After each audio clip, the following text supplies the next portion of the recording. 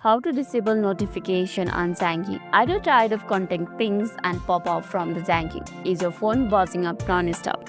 Don't worry, you are not alone. Let's get this notification under control. It's easier than you think. First, open your Zangi app. Now once you're inside the Zangi app, look for the setting icon which is in bottom right corner over here. Tap on it. Now once you're inside the settings section, you will see this type of interface. From the setting menu, simply go to the notification. You can see notification right over here. Tap on it. And here you will see a list of different types of notification.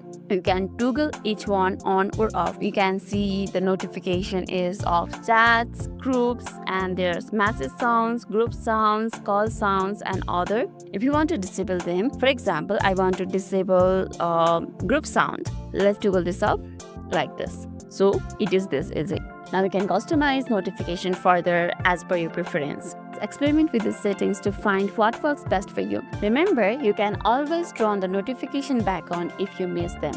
So, are you ready to enjoy a little peace and quiet? Go ahead and silence those Zangi notifications. That's all for today's video, and if this video made your day a little bit easier, don't forget to like and subscribe for more amazing tips. Thanks for watching and see you in the next video.